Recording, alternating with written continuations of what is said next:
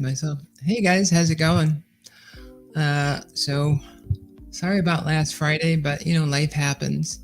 So today we want to talk about like a lot of the FUD or the negative press Drip has been getting with influencers. Going to discuss the Binance FUD and the amazing FOMC, and we'll get to that in 2 seconds. Yep, here we go.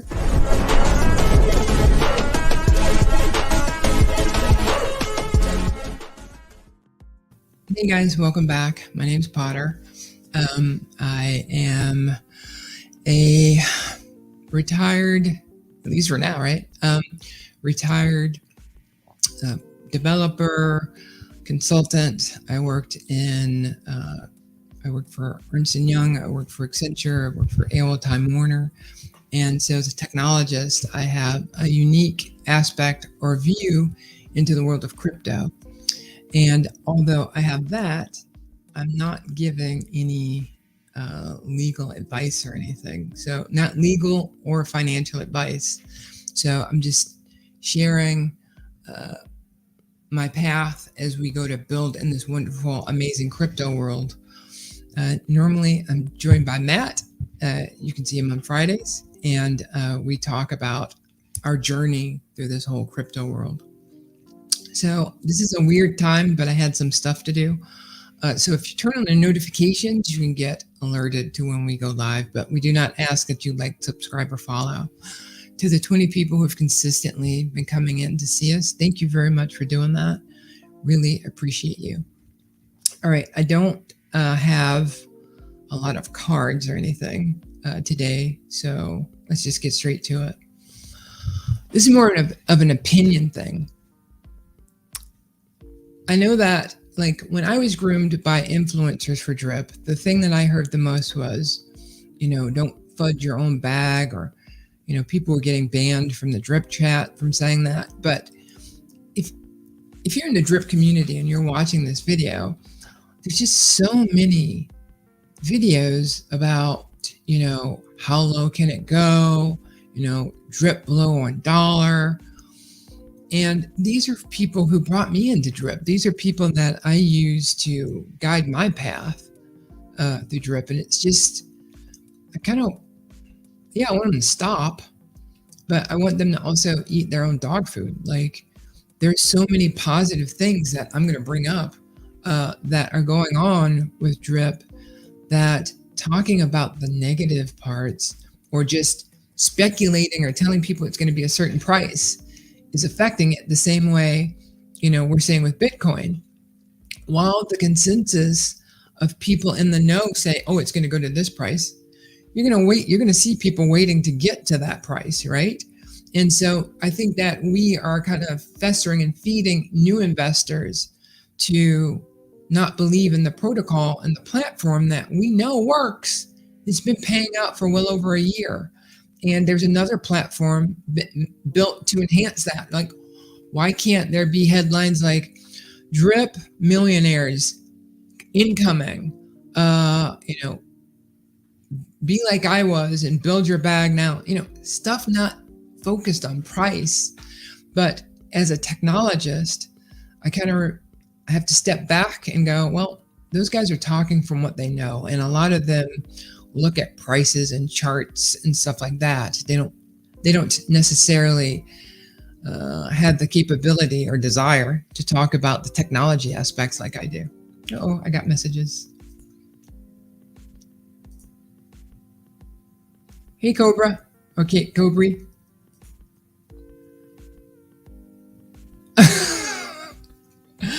All right, Cobri, I'm gonna have to stop you.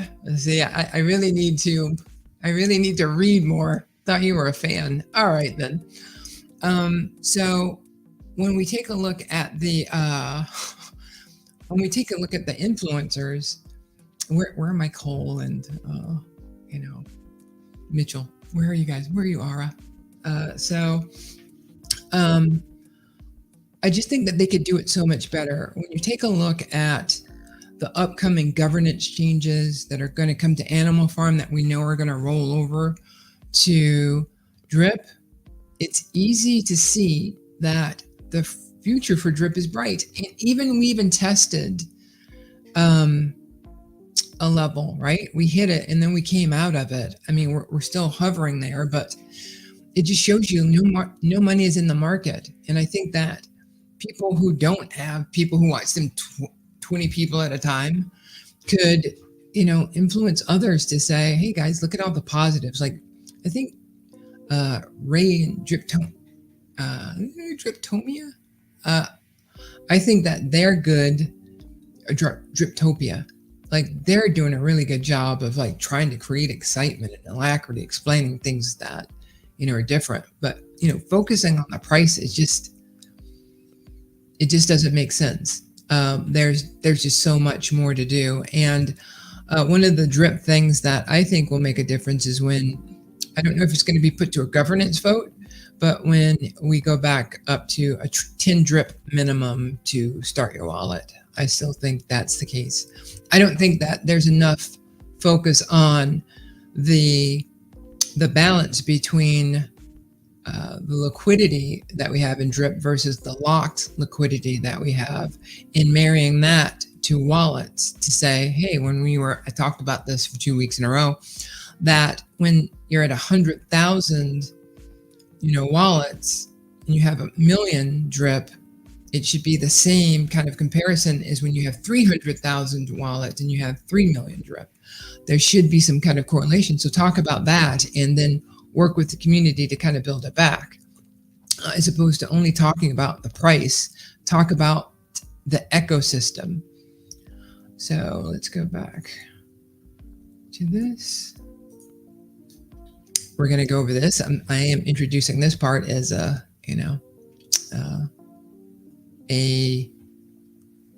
part of the show. So I actually think that this should say, I think I should change this. Hold on one second.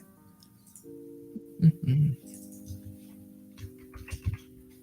going to lower it from red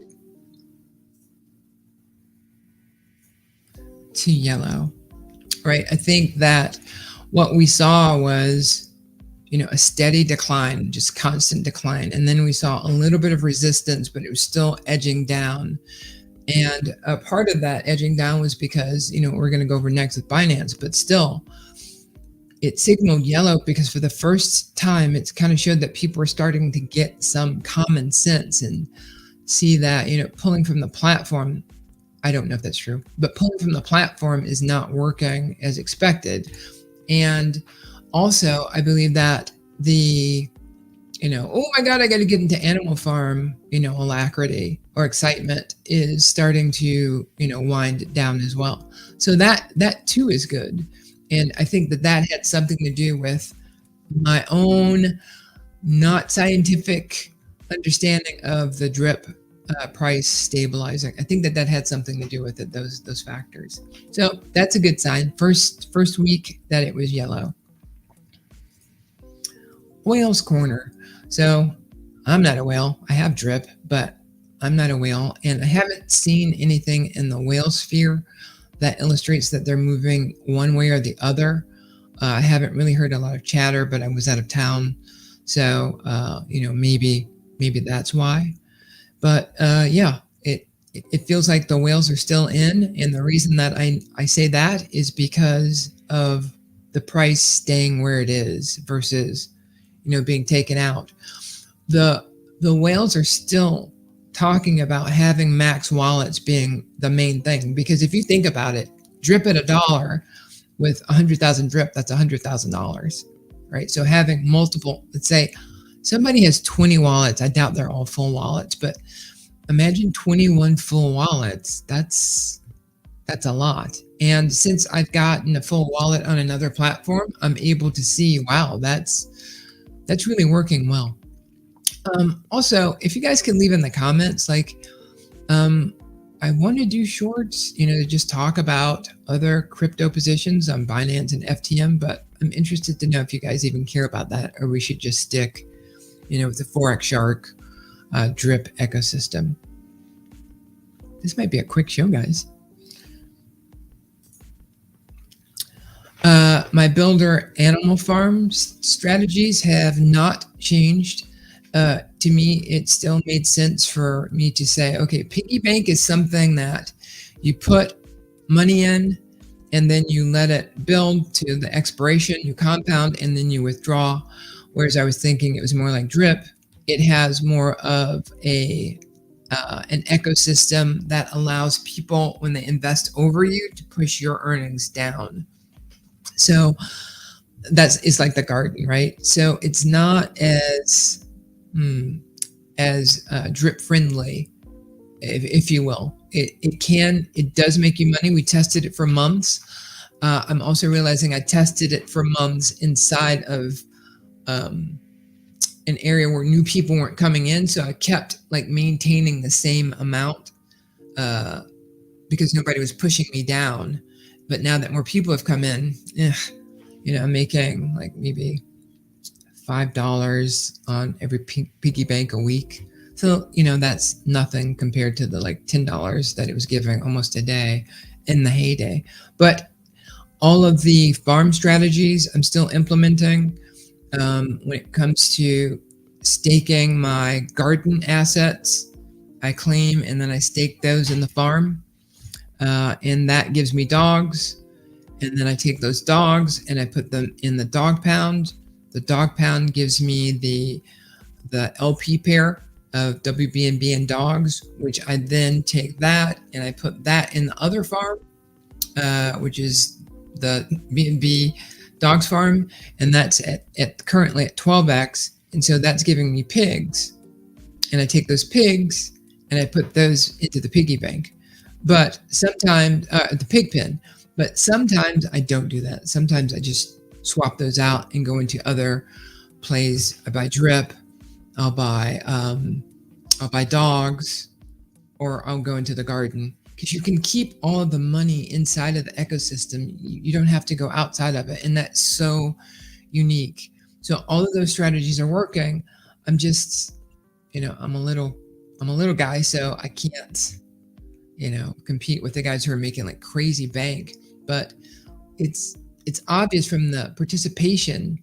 I forgot to talk about this last week, but it went up $10 million in a week last week, or the week before last. I haven't looked this week yet, but I can tell you that when I was moving things around as a farmer, that it was, all of it's working, all of it's generating revenue. It was just surprising that drip finally caught its legs and it's starting to, it's shaky, but it's standing firm.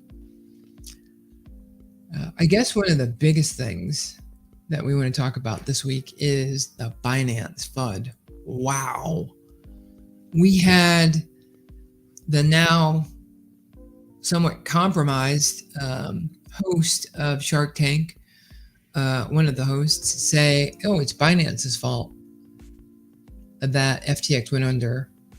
FTX was keeping billions of dollars managed in QuickBooks.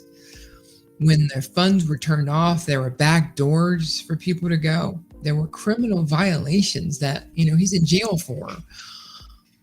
I don't understand how you can say Binance was responsible for sinking them. Now, I have heard that CZ, the owner of Binance, is rather shrewd, but when he went in and looked at their books, what was he supposed to do? Walk out? So there's a direct correlation with when Binance showed up and when FTX crashed, but FTX crashed because they didn't do things right. They didn't operate with ethics and according to the documentation we see. Binance has not been audited, but they've gone out of their way to show we have the backing of all of the capital that we have on our exchanges. There's not much more that you can do. What is starting to happen is DeFi is starting to be born. Everybody thought that they understood crypto, but they only stood housing crypto like money in a bank and, getting kind of like CD-ish returns, or because crypto was going to moon, they were getting a lot of money. They didn't understand the DeFi components because they didn't want to talk about, how much do I have? What is ownership? versus non-ownership. What does custodial mean? What's a MetaMask? How do I keep this on I want to just do it on my phone. I don't want to do it on my computer. So you have a lot of people who are ignorant of why I'm not back at work yet, or why any of these projects that we're in are generating revenue. It's definitely a hurting time. And for people who are like me, who are living off of their passive income, this is not fun. But one thing that you can see is that, like the internet generation that I participated in, it all comes out in the wash. People will get eliminated who are not doing their business right. FTM, for example, despite their token only being like 21 cents at the time that it was reported, they're like, we have enough money in our coffers for 30 years. Like, so where's the worry?